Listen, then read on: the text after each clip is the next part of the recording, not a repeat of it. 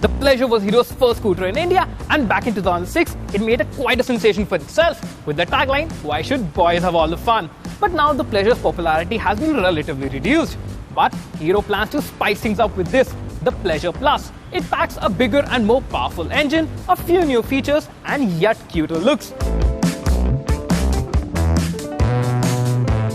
So, is the Pleasure funky, practical, and most importantly, simple enough to again wow you to consider it over the more powerful options in the segment?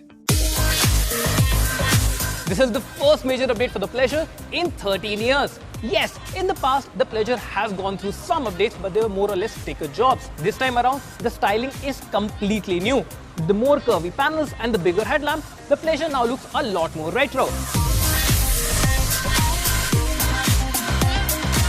Like the headlamps, the tail lamps too have been replaced with a slimmer unit and get a black cover for a nice contrasting effect. It is now available in 7 colors along with 3 matte options as well. An LED headlamp would have surely jazzed things up more. Some might feel that the new styling is a little quirky, but we certainly think it looks cute. The Pleasure now comes with a bigger and more powerful engine. The new motor makes 8.15 PS of power and 8.7 Nm of torque. Because the curb weight has stayed exactly the same at 101 kgs, the Pleasure is now a lot more peppier.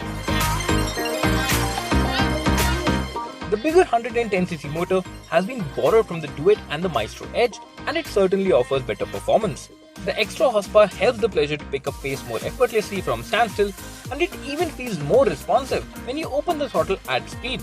Keep it pinned and the Pleasure will reach an indicated 70 km/h effortlessly. Throttle response is also smooth and linear without any jerk no matter how hard you open the gas.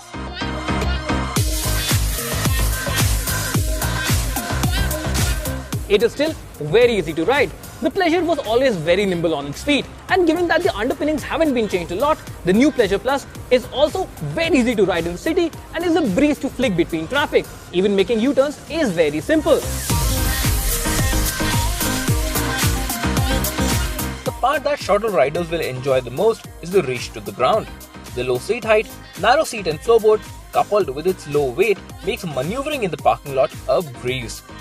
But because of its low weight, the Pleasure feels a little nervous at higher speeds and is best ridden at a more reasonable pace.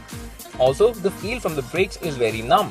You will have to squeeze them really hard if you want to stop quickly. The rear suspension feels a bit underdamped, as the sharper undulations and potholes can really be felt by the rider. You will have to slow down quite a bit over bumps for a smoother ride. The Pleasure Plus has received only a few minor feature updates. The biggest of the update is this analog instrument cluster, which has been completely revised from before, but it still gets a side stand indicator and all the important warning lights.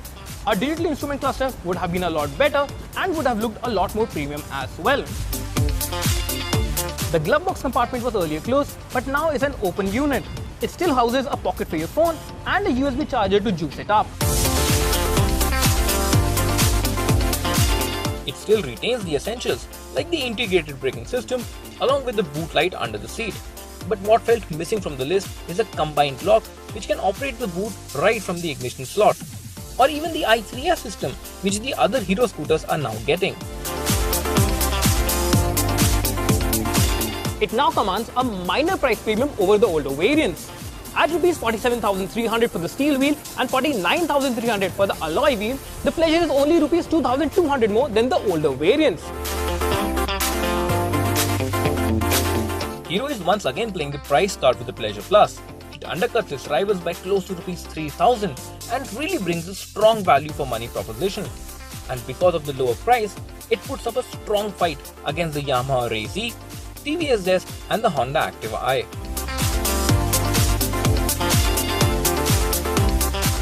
The updates to the Pleasure make it look better and helps it ride more effortlessly as well.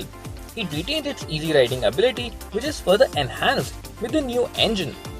But these updates do feel like they are in a little late and are only bringing the Pleasure Plus on par with the competition. We would have loved to see more features and a better ride quality, which would have given it a serious edge over its rivals. As things stand, The pleasure's edge remains its price.